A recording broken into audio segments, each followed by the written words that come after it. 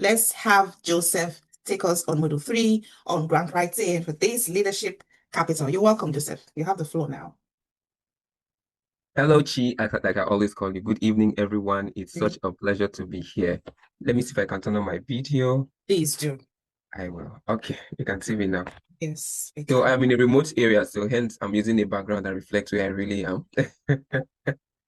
So quickly, I'll share my screen. And good evening again, everyone. Please feel free to introduce yourself in the comments if you can. Maybe just a name and what you're looking to get out of today's session. So I know that we all have an alignment, and I am not going to speak out of the box or too far from what we're expected to do today. Where's my screen share?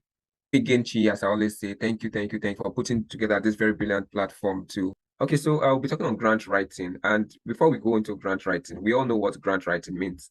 At some point in your work, I don't know if everyone from the development space, or you are just an emerging leader, or you are already doing some work, or you are looking to even pivot into roles that are in the development space, or just for personal development, because it's a leadership program. Right, so grant writing is something that comes in very handy. Either you're writing for a grant or you're applying to a fellowship. In this case, I heard the feedback talking about fellowship, you're writing to fellowship to volunteer or whatnot. But for today, we'll be looking into grant writing. What exactly is grant writing? Before we go into grant writing, there are three sources of funding that goes around. We have the debt finance and equity and the mezzanine. So the debt finance is exactly what it is on the screen, borrowing an amount that is paid back with interest by a future date. So if maybe you own a business or something, you want to get funding to run your business, you can go through the debt finance where you take a loan and you simply pay back at a later date. For equity, you say equity is some part of the business is co-owned by someone who is funding you. I have a brilliant idea. Someone has all the money. I cannot finance it. The person has the money. Finance my business and take some parts. Then you now talk about percentages that will be given at that stake. Then for mezzanine, which is also is known as usually as hybrid. In this case, you are combining equity and debt financing together, which they can give you loan, and instead of you paying back the loan, they tell you pay only a percentage of the loan and give me a percentage of your business. That is what those are the sources of funding. That's just to lay the foundation. So in case if you have any business person here looking to dive into business and they want grants for their business, so these are some things that you might meet in the field. But we'll go very quickly into our very interesting topic. What is grant? Before we take our definition on the screen, does anyone wants to say what they understand by grant? A grant is a financial award given by government, entity, foundation, corporation, or any other organization to either to individuals or organizations, right? So typically people that give grants can be individuals, can be the government. Like we all know, we have the foreign uh, development fund going on around. We have local grants here by local organizations here. And it is for a specific purpose, for a specific purpose. Mind you, when you see grants online, there are specific purpose tied to that grant. That is what, first of all, draws your attention. First, the title, grant, available grant, draws you. The next thing is the specific purpose for which it was distributed is something else you should look into. For some activities, it could also cover research, education, public service project, or business venture. For this course, we'll keep it as generic as possible, but then everything can be applied to many other fields, particularly for someone like Emi who is in development space, right? We're going to look at sources of grant. Where can you find grant? Or where do you hear about grant? We have corporations, like we said from the previous slide. There you can find banks and large businesses. We have like businesses now, you can hear Dangote. Dangote is a business. He has Dangote Foundation, right? Owando is a large corporation, a large business. They have Owando Foundation. So here you can see, for example, foundations that I've noted here, which are like very local to Nigeria. Google, I mean, not necessarily Nigeria. We have the Google Foundation, offshoot of Google. We have MTN Foundation, offshoot of MTN, and Bet Nigeria Foundation. The list goes endless. It is really long. I could not possibly fit all in here. We have the state government. We have some funding that are just from the state government, though they are very limited. Those kinds of funds can be accessed sometimes by people who are in these government spaces that know about these things, and then they get to apply. Or some government agencies like LSCTF, if you're in Lagos State Employability Trust Fund, they have some tiny fraction of grant that goes majorly to business people, right? Then we have the impact investors, people who are just looking for impact, or social entrepreneurs to invest in. They will have multinationals. We have embassies, which are very good places to find grants. So If you're looking to maybe start, embassies are a very good place to go know what they're doing, and then you can reach out to them to apply. International Monetary Fund and the World Bank, they're one of the hugest funders for development projects around the globe. HNIs, those are high net worth individuals. We have some individuals who are just philanthropic in nature.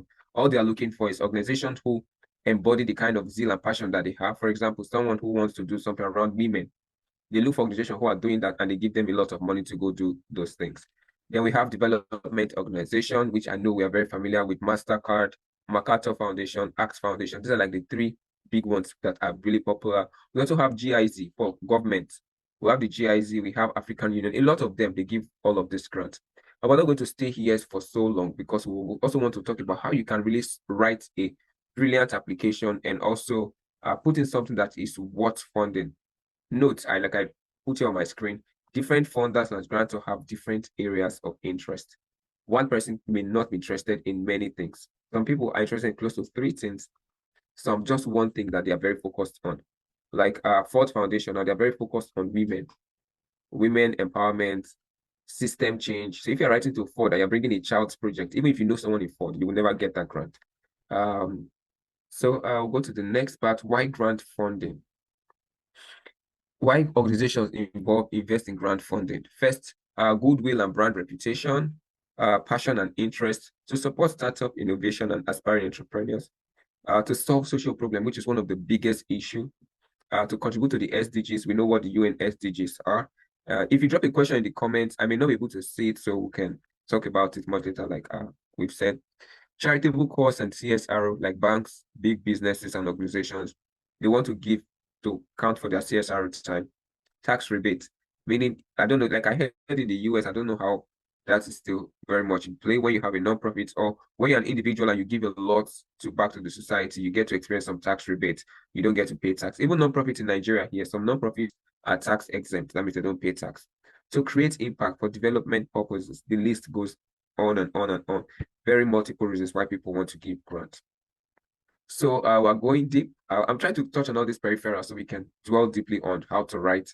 Some facts about grant. I'm sure we already know. Grant money is not free money. It's not when you receive grant now, you quickly run, go and buy land in the village and start developing, or go and do, or quickly go and book wedding dates, or no. Grant money is not free money. Grant money is not quick money. I like how Olayemi said that, oh, they just started and they're still trying to get a hang of it. Grant is not quick money. So you're looking for quick money, grant is not for you. Because trust me, you can write 10 grants and you do not get one. I want to believe many of us agree on this call. You can write a lot of applications and you won't get any of them. So that doesn't mean your application is bad. Sometimes the process is rigged. Sometimes it's just that you are not ready for that grant or you don't have what it takes to get that grant yet, right? Grant money is competitive, not easy to get. You're not the only one writing it. There are hundreds of people applying to a grant. The recent one that they completed, the Nigerian Youth Future Funds, we saw that they had 2 categories, the Catalyst Grant and the Development Grant. For Catalyst Grant, the Development Grant, they had 2,000 plus people and they were going to select only 60 people, 60 organizations. For the Catalyst Grant, they had, I think they're sponsoring, is it 20 or 30? They had over 500 applications, 1,000 plus applications, right? So that's to tell you it is very competitive. Grant money is not favoritism. It's not because of I know you. Sometimes, well, maybe I'll touch on that. Sometimes grant money can come back to you if you have done excellently well in the first phase and the fund that trusts you to redo it again. They will tend to just go through the process, but they know that it's you they will give because you have done well. And they like repeating because it is easier for them to manage sometimes, like I said, sometimes. Or they know that this one will give us quality and we just want to stick with people who already know. Grant money is about a problem you are solving. It's not because they like your face. Are you really solving a problem that the funder wants to solve? You should ask yourself. Grants are what can be non-cash. So everything is not cash sometimes.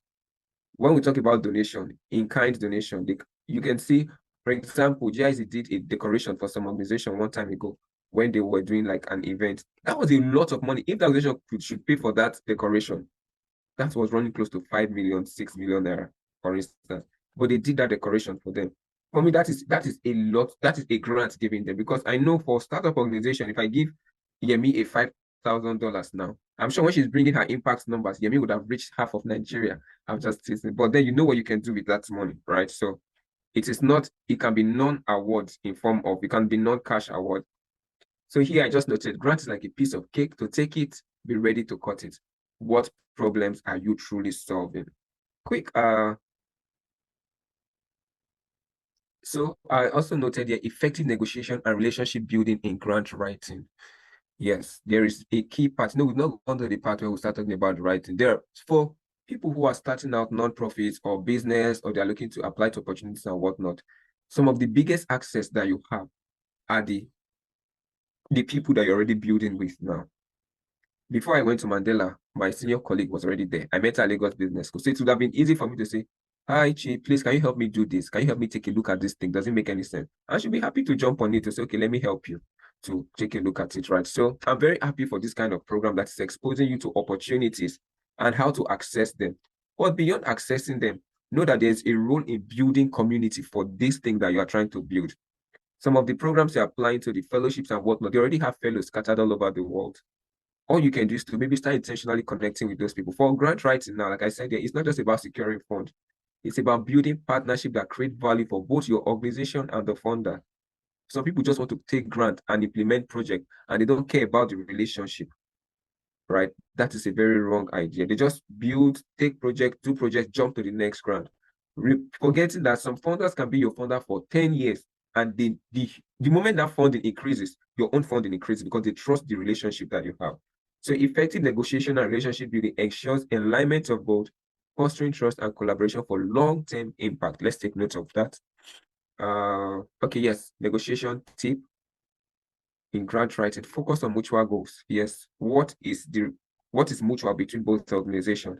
Highlight how your project aligns with the funder's mission. That is it. Be flexible and transparent.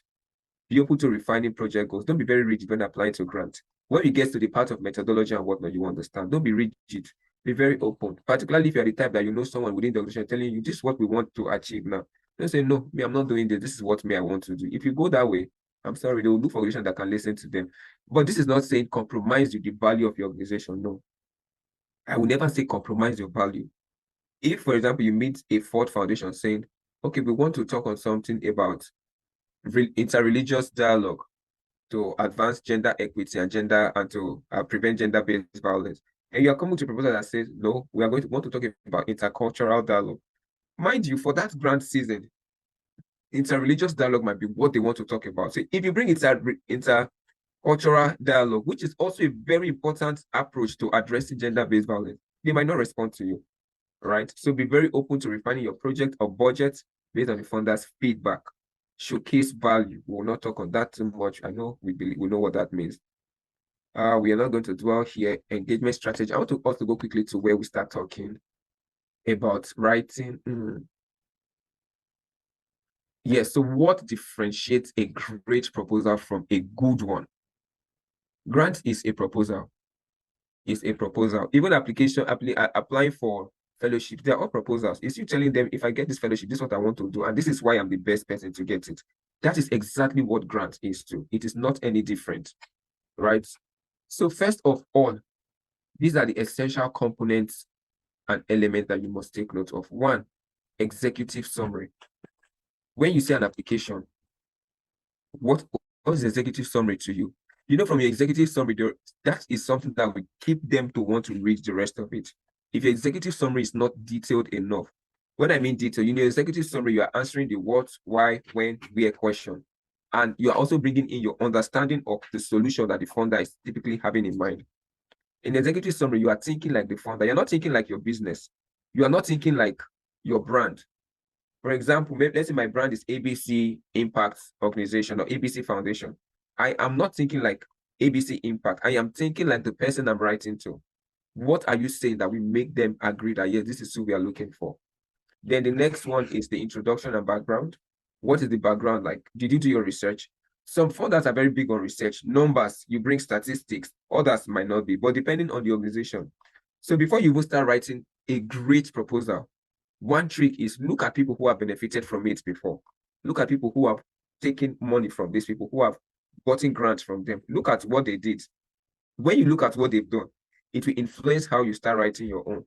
Sometimes it's easy to say, oh, I have a brilliant idea. I just want to, this proposal is good for you. Yes, it might be good, but one thing might just tick it off and they won't consider you, right? Then you know problem statement. The problem statement also talks about statistics too. What is the problem? What is the reality on ground? Where is this thing happening?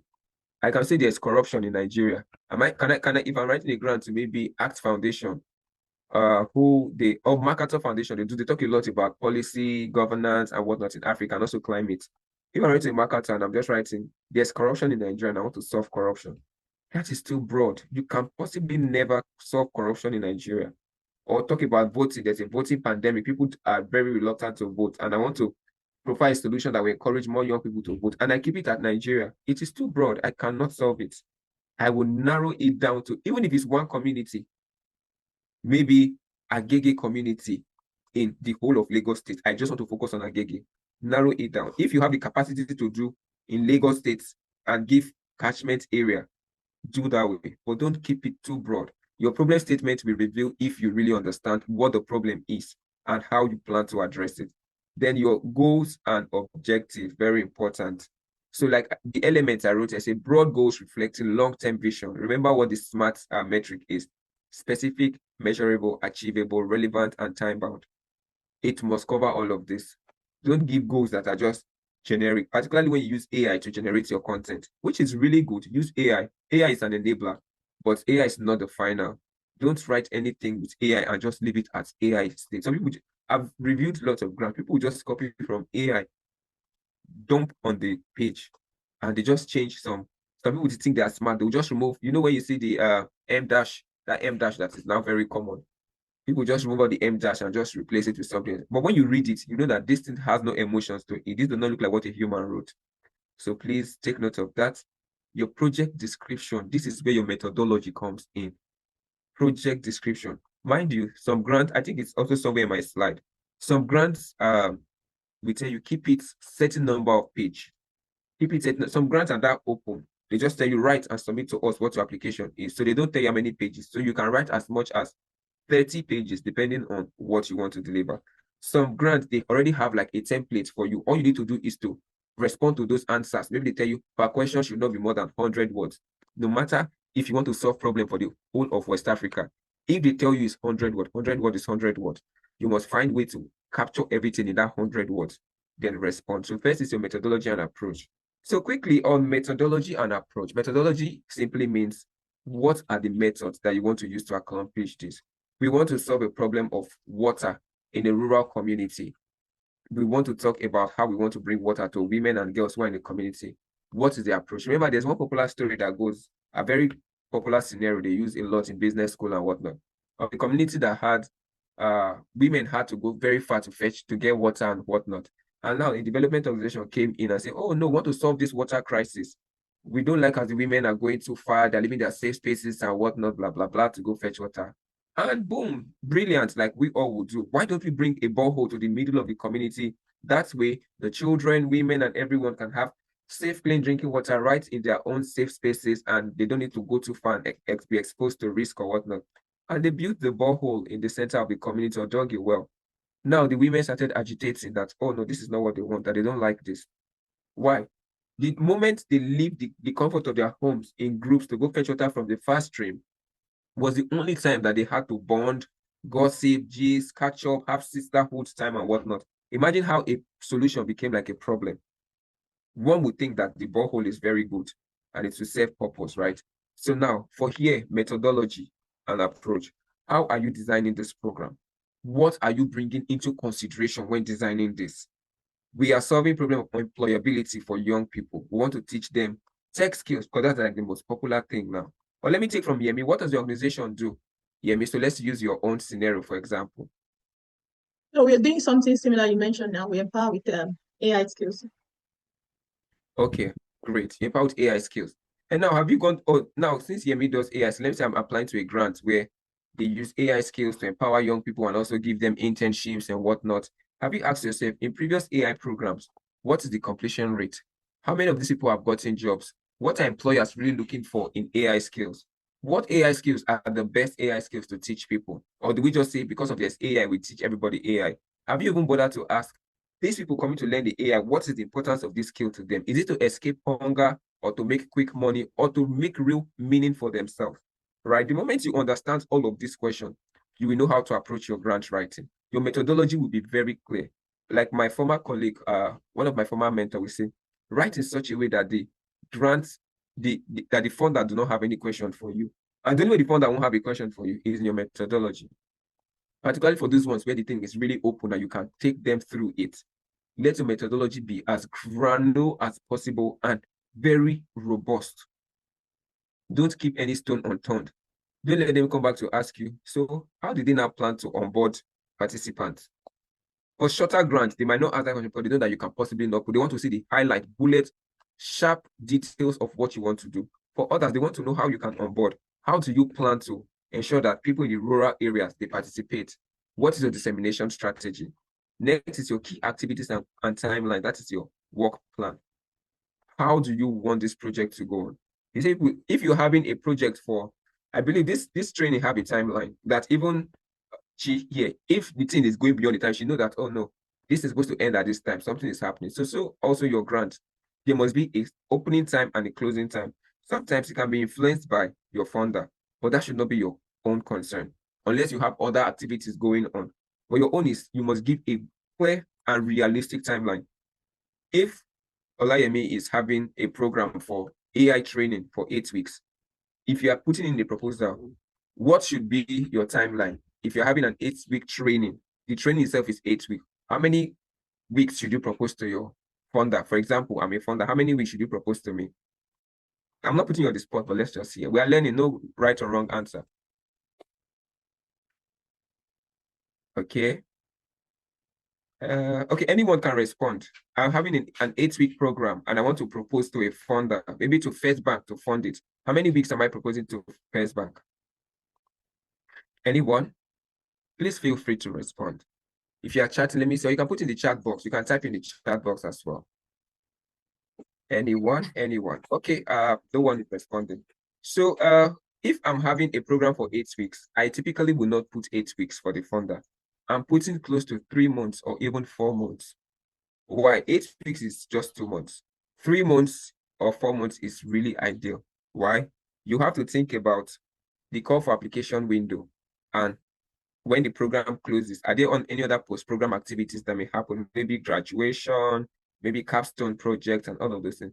They must be factored into your timeline, right? And you must not keep some activities overbearing. For example, call for application. You say our call for application is 2 months. 2 months is a very luxurious time for a program.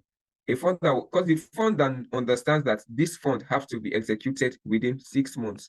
If your own project is entering 4 months, 8 months to 9 months, you are likely not to get it. Even if you have a good presentation, they say, no, this person may likely not keep to time. How we call for application be 2 months. Are there no other innovative ways to get people to be onboarded to apply to this program? Those are things they want to see. Resource requirements. That is human, material, and technical. What are the resources required? Human means your team. Who are the team behind it? For small organizations, if you want to apply to grant and you don't have an active team, like Yemi said, volunteers, use your volunteers as your team members. Get other people who are experts, who have some reputation to say, please, I'm putting in for this opportunity. I'd just like to list you as my team. Some opportunities that are very free. When I mean free, they are not too strict with their policies. Even when you don't use those people as part of your team, they will see when you get the opportunity, they can still work with you. If you like, go and get new people. But as far as you have those qualities, maybe you need a monitor and evaluation person, you need a program manager, you can bring in new people. For you to change anybody like UNDP, for you to change anybody, UNDP, GIZ, for you to change anybody on the project, you will have to write to them to say, hey, we are dropping this person off and bringing someone on board, right? Then materials, what are the materials that you need? Do you need, I would say for materials, I also put it as hall. Do you need hall space? Do you need training guides, teaching guides? All of those things should be factored into your timeline. How long will it take you to typically prepare a teaching guide or a training guide? It's good, like they always say, it's good to under-promise but over-deliver. If I have put on my plan that it will take me 2 weeks to prepare a teaching guide, and the teaching guide is prepared under 1 week, it is a big plus. That funder will look at it. This person is very competent. They are very serious with deadlines and they can work very smartly to keep up with our own pace. Next thing we can look at is budget and financial plan. Budget, to prepare your budget, sometimes they give you budget templates, right? They give one of the most complex budget templates I have ever seen is GIZ. Forgive me, GIZ have one of the strongest budget templates. that if you fill in that budget template and you make a mistake, they'll return it to you to go and correct it and redo it. And also know that in your budget, there are some things that the funder do not cover. They might tell you, okay, our funding does not cover not staff time now. We don't cover building of new office spaces, buying capital assets, like buying land. We don't cover that. We don't cover buying of equipment like generator sets. We don't cover it. If you put that in your budget, only that one thing alone can disqualify you, because they might have a list of people that they are reviewing and they might not be able to give everyone a feedback, right? So for you to also apply and get a great proposal out, you must understand, I forgot to mention, you must read the RFP thoroughly. There's RFP, there's TOR, there's LOI, that's letter of intent. For those of us who write a letter of intention, that's a letter of intention stating that you want to apply to this opportunity. Then they will now invite you properly to write. For Ford Foundation is the one that we invite you to come and apply to them, not you apply to them, right? So we're talking about your budget and financial plan. You must keep your budget and financial plan within what the funder is funding. And sometimes you don't request. Good practice. It's not great. Don't request for all the amount. You see, they're offering 3K. I mean, I say 3K is more like $30,000. Necessarily, you might not request for everything. You want to know that, yes, to some extent, you can manage funds. Yes, it's 3,000 that they are giving, or 30K that they are giving. When you request for everything, it means a lot of things to different funders. First, they're thinking, this 30K, we know that this money is small. It's not enough. If this person requests for 30K, it means they might not be able to manage. They might go over their budget. They don't want that to happen to you. But if you apply for a lower amount, they'll be like, okay, how is this person going to pull this off? Funders want to save money too. They want to save money. They want to have money saved for other expenses within their own system, right? So they want to know that, oh, what with this small amount, this person can deliver quality. So let's see what this person can do, right? Another thing you must understand is they also judge you by your budget or financial plan. The highest bidder take it, or the best bidder take it all. If they are giving a $10,000 opportunity and 20 organizations apply to it, out of that 20, you put 20K exactly, another one put 18, another one put 17, another one put 15. They will be strongly considering that person that put 15, 16. Like, okay, with this low amount, this person can deliver quality. That means if we give this person more, this person can do more than what he or she is doing. Monitoring and evaluation, that's your M&E. It cannot be overemphasized. Do not write any proposal without thinking of M&E. No, even if the funder did not ask for it, factor that into it. Why? That is like a decision-making tool for funders. When you go back with your M&E saying, in our observation, we found that 30 women who were onboarded for our first cohort of the program, today they've all gotten jobs and they are doing their internship for 3 months. They were earning below 18,000 naira, but now they are all comfortably earning close to 70,000 per month. Majority of them are stay-home moms, means they are also working remotely and they're able to take care of their families and their children. It is a good metric. It is part of your evaluation to show that what the problem you are solving or the proposal you wrote, it is really working. The impact is really felt. It is really changing lives, right? That's for M&E. For sustainability plan, how will the project outlive itself?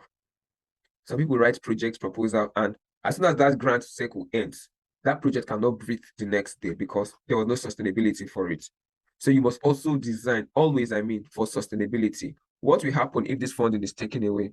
Look at when the USAID thing happened early last year. Was it last year? Yes, early last year. Look at what happened. How many organizations, how many projects continued? How many projects still remained because the funding is gone? Nobody to continue funding for that project. And the project cannot self-survive. It cannot stay by itself, right? It needed fund to be the foundation. Then conclusion, which we all know. Then additional information that usually are asked during grants is first, letter of endorsement. Sometimes some funders will tell you bring a letter of endorsement from someone you've worked with before, right? Or people that you've collaborated with before, organizations that have funded you in the past. So for us here who are maybe small organizations just starting up, these are some things that you need to start taking note of. If you've done any form of project for anybody, you can kindly ask them. Not everybody gives, but you can kindly ask them, please, can you give us a letter of support or a certificate of project completion? Because the day you will need it for a grant, that should not be the day you are running around to go look for it. They might be too busy to provide it for you, right? So it's good to ask kindly, can you give us, or do you give us a certificate of completion? So when they tell you upload a document from a previous funder, you can add it to it. Organizational chart or staff bio. Please, if you've not done this yet, kindly go and make your organizational chart that details how your organization, the level of authorities and the cadre that it goes, maps, diagram, and other relevant visuals. Your pictures. I like what she said. She said the cost of being invisible, if that's the word, that being invisible is very costly. Being invisible is costly. Some people say, I'm shy, I'm not on social media, I'm not okay. For you to get some of the best opportunities, you will be in these people. Your founder's face is like no man's business, right? A strong person, a strong proposal integrates all these components seamlessly, addressing the founders. Oh, I'm having this thing on my screen here. A minute, please. Addressing the founders' priorities while presenting a compelling case for support. I should have underlined that word, compelling case. You are making a compelling case. I am the best person in the room. My project is the best. That is why you need to fund it. Right. So let's go on to the next line. I've really taken some time to explain all of this. So we'll just take a look at it. Introduction and approach. This is understanding of the problems, brief overview of the strategy, justification for the chosen approach. Why are you choosing that approach? Key activities, it's here. I hope I'll be able to share this slide so that we can all have it and also read through and also understand. Target audience, beneficiaries. This part, so your target audience cannot be broad. You cannot just say for men and women, or for men, or for youth. What age are these people? Some people will say 18 to 35. Are the funders funding people that are 18 to 35 years old? You know, some funders, some organizations, depending on what you are doing, their project can be from age 11 to 20 years old. If you are proposing 18 to 35, you will not get it. They won't give you, no matter how brilliant your idea is. And like I said, they will not come back to ask you follow-up questions to say, can you change it? The moment they see that it's a disqualification already, they go to the next person who looks closer to what they are looking for. So now for here, the distribution of the primary and secondary beneficiaries. Primary are those who you are directly working with. For example, I'm working with 100 women in Lagos State. I mean, in Ajegule Ikorodu community in Lagos State, within the age range of 18 to 35, maybe secondary school girls and out of school teenage mothers and young women generally. That is it. Secondary is the community, their families, the community, their schools, their peers. How will they be engaged throughout the project? You must clearly state this one out. How will you engage them? Is it through workshops? Is it through seminars? Are they going to be responding to Google Forms? Will you collect their data? All of these are things that you must understand when applying to a grant. Timeline and work plan, like I said earlier, clear schedule for activity. Yes, you can use Gantt chart. Today, we're not able to do Gantt chart because of the time we have.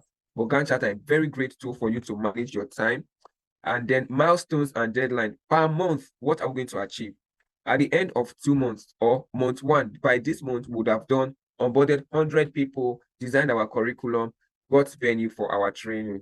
By the end of month 2, this is what we do. If those are not clear, they keep it, then you're wondering, oh, why they're not getting back to me or whatnot. Then resources needed. Like I said, roles, responsibility, expertise required. Those are your experts, your team members. If it's a consortium, the team from, when I say consortium, it's combination of two, coming together of two organizations to chase one goal, to chase one opportunity. And why do consortium exist? Just to throw it out, is because sometimes you might not be able on your own to apply to an opportunity. You need people who have bigger experience or similar experience as you to combine together to chase this opportunity. And for location purposes too, I am in Kaduna, someone is in Lagos. I qualify for a grant that is going to happen in Lagos, but I am not there. I'm not ready to build a new organization there. I can do a consortium with an organization in Lagos State. I will be the grant manager.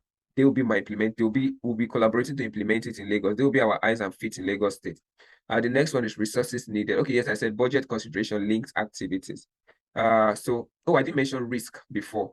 Risk management. You must identify your risk. What are the potential risks that will come up when you are writing your grant? For Olayemi, who is doing training on AI, the risk could be students may drop out. They may not complete the training. Some may say they don't have data or internet connection where they are. Some may finish the training and still yet are not able to be employed.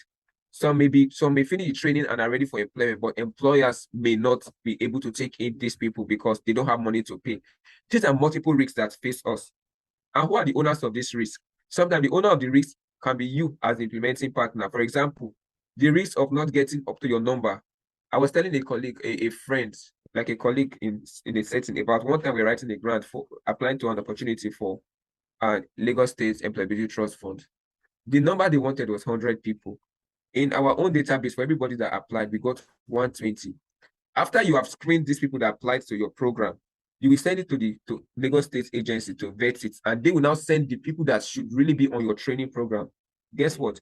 When they sent back their list to us as an organization, they sent back 80-something people. What should we have done to avert that? Instead of opening the platform to accept 120 people, would have kept it to accept up to 200 people. There is no how out of that 200, they cannot screen out 100 and something people. They will give us 100. But because we just got 120 and we thought, oh, we have a buffer of 20, anyhow, we get 100. See how it turned out. That posed a huge tension in the organization at that period. So those are risks that we should also look at. Justification for methodology, evidence of data supporting the method effectiveness. We're not going to talk about that. Partnership and collaboration, like I said, roles of partner stakeholders, collaborative network, e.g. MOUs. So some brand will tell you, if you are collaborating with anybody, sign MOU. Let there be an MOU to state what each partner will be doing. Contribution from partners like resources experts, and what is each person contributing. The monitoring and evaluation framework. Most times, you need to get an expert to do this for you. If it's a small project that you can manage yourself, you can ChatGPT, and I believe I heard Cloud earlier. You can use Cloud to design a very good M&E tool that you can use for your M&E reporting. So the next thing is where to source grants, which is very critical. So I want to quickly show us what a Gantt chart look like. Let me see. I just pulled off one example. So I will still go back to sharing my screen. But let me just share this Gantt chart so that we can look at it. So we'll come back to my slide, but let's see this. Okay, can you see my screen? Can you see my screen? Yes. Okay, good. So for your Gantt charts, some people use their regular Word document for work plan, depending on, like I said, if they ask you to add a Gantt chart, right? And Gantt chart is really easy. There are many advanced tools to design your Gantt chart, even on Excel. Advanced tools to design it. Even some people do Gantt chart on Excel. You won't believe they used Excel for it. But do not worry yourself. Depending, they say upload a Gantt chart of your work plan for 3 years work plan. You can prepare it on the Gantt chart, and it's very easy. For a longer timeline for project, you may not want to put weeks. You may want to put it in months. If the project is maybe 24 months, you can put in months, maybe month 1 to month 10. You don't have to say January, February, March, April, May, June of 2026 or 2027. No, you don't want to do that. You can put it in months. January 2025, we do this. By February 2020, this will do. Like this one, now you can see planning. The entire period of planning for this one. Who can tell me what the entire period of planning on this Gantt chart is? Planning here is January 19th to March 19th. That's 3 months of planning. 2 months of planning, January 19th to March 19th. You can see that research is an overlapping activity. That means as they are busy planning from January 19th to March 19th, research is also going on. They have research on the side. Research is February 19th to March 19th. Or if we're looking, yes, okay, March 19th, as it says. Design is overlapping under research. As research is going on, it's ending in March 19th. Design is starting somewhere in March and is ending into April. Right? Implementation, the same thing, pretty much overlapping under design. Till follow-up, you can see follow-up is, some Gantt chart can be more complex and very cumbersome than this, really complex, depending on the kinds of activities. Some activities are so continuous, like, let me say, for example, data collection. If you are doing an M&E project, you can collect data throughout the whole project. So this part you have planning can be your data collection. Data collection can start from January 19th to June 19th. Then maybe July 19th for some part. Instead of follow-up, here might be data summarization or data presentation to funders or whatnot. You understand? This website is full of so many ads. See, they're bringing it up. You understand? So that is what it says. I'll go quickly over to my Gantt chart. I see there's a comment in the chat. Oh, okay. Oh, so sorry, City. No problem. There'll be another opportunity. I won't forget to call you this time. I remember that you are the one owing me a response. I'll come back. Thank you. All right, I'm back to my slides. So we're talking about where to source grant. And Gantt chart is very easy, just to put it there. It's very easy. Just be able to, if you prepare a time on your AI tool and it gives you maybe generate to this. Just go to your Excel and punch in those dates or copy paste to an Excel sheet and just use colors. Gantt chart is beautiful because of the colors. Use color coding, organize it, the setting.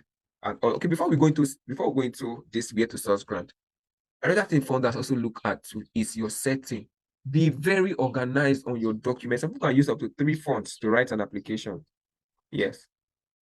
Maintain consistency because that's what they will know that you are a very thorough person. If you're writing an application and across all your documents, there's New Times Roman here, there is Poppins here, there's sans serif here, it is a red flag already. Be like, this person is not put together. Or maybe your font sizes are always different. We have the ones that are for headers if you want to do that. But your body text should have one font size and one font pattern. Advisably, across, or if they say upload supporting document, because sometimes they will tell you your activity sheet should be different, your proposed solution should be different, your methodology should be different, your timeline should be different, your budget should be on a different sheet most times. Please use the same font across everything for consistency. So if I am looking at your budget and I open the next one, I'm seeing it's appealing for me to read. But once I see, oh, this font looks different, this one, okay, please, this person does not look serious, I'm not ready to work with. Okay, we'll go quickly to where you can source for grants. The LSETF, like I said, that is Lagos State Employability Trust Fund, MTN Foundation, Google for Startup Africa program, depending on what you apply, what you are looking to get funding for. Coca-Cola Foundation, yes, you can get opportunities from there. Some of these grants are published maybe once a year. They have opportunities going up for once a year. CC Hub is another good place for startup. If you are in the startup space and incubator space, CC Hub is good. Startup Nigeria. All of these are just names for those talking about entrepreneurship and a fellowship. The initial prize for young African entrepreneurs, HOLT prize, Orange Social, those are for entrepreneurship and maybe social enterprise, the social entrepreneurs. Then source of grants for entrepreneurs still continues. Another way to get grant is research. These are lists. You can go to this site and their grants are closed for the year. But how do you research for them? I'll share this slide so that we can use it to check. How can you research for them? It's like when you're applying to a job, you're looking to get a new role and you are searching online, LinkedIn, everywhere, you're searching for that. That's how you apply for grants too. Different keywords, diverse keywords, they are all there. And please don't make the mistake of always looking for the biggest grant. By faith is good. But for you to start up your organization and you don't feel stranded or frustrated early enough, start looking for those small ones, those ones that support one activity, those ones that accounts for just one outreach. It can be 1K, it can be 5K. It is from those 1K, 5K that you build experience in managing grant, which I believe is going to be, you are obviously going to learn it because getting grant is one thing. Managing grant is a total different phase entirely. Yes. And it's from your proposal that they will know if you can manage the grant or not. Right. So let's also prioritize searching for those opportunities. Check on Google. Google should be your friend. I see a comment. Okay, I'm coming, please. Okay, yes. So you can search on Google for grant opportunities and how to apply for them. Use different keywords to apply for grant opportunities. I'm just trying to move a bit faster. Let's see. Oops, I'm not sure why. Okay, crowdfunding. I will not talk on this one. What you need to apply for grant quickly. Information is gold. To get this information, sometimes you find them online, you find them in partnership networks and partnership sites, you find them in innovation hubs and whatnot. You need supporting documents, eligibility. If you're applying for a grant, check your eligibility. If you don't match for it, please don't go for it. Don't say you want to give it a try. Sometimes you honestly don't match for it. If they are funding 500K and the highest you have managed is 3,000K or 10K, don't go applying for 500K. You will likely not get it because the kind of capacity that they're looking for there, maybe you don't have it in staff strength, in regional reach, in terms of technical capacities that they're looking for, right? So we have to also find grants, funding info, communities. These are the lists. When you get the slide, you can also get, oh, this is a repetition slide. Let me quickly go. Grant procedure and timeline. Like I said, grant is not quick money, so you must wait and be patient. So it takes as low as 1 month to 9 months, sometimes even 1 year for you to get it. After you submit your concept notes, you can be invited for application and additional documentation sometimes. Next, they can do due diligence interview to learn about your project, where you get to share your project idea with them. Physical visits, office is very important for some organizations, not all. So before you apply to an organization, make sure that you check that part of their requirement is a physical address and where they can visit to vet that yes. Then next, you go to agreement signing, deliverables, and award of grant. Quickly, eligibility criteria. So this is just it. I said, if you don't have some documents, please go prepare some of these documents. All these documents you see here, please go prepare it for your organization, just to prepare yourself ahead of opportunities when they come, right? These are do's and don'ts. We're not able to look through all of this, but if you get every other thing right, I'm sure you will tick many of these things. Like I said, I've already talked about them while I was talking. Like do's in grant, word count limits, mention it, age limit. You said they say the founder of the organization must be a woman. They must be between age 18 to 35. They must be young people. Font type and size, which I just said, line spacing, funding, grant, and cap. If they are giving 100K, you apply for 101K. You cannot get it. Formats to serve and send and upload. Some difficult applications have difficult submission pattern, like UNDP. You submit to their website, and that website, you need to have good internet for you to stay on it, unless you keep logging you out and you keep starting. Format to save, send, and upload. Number of pages, templates to use. They usually provide for some people. Budget and denomination. If they say it's in euro, you submit in dollars, they will not consider you. Other requirement documents will also check it. Let me quickly move.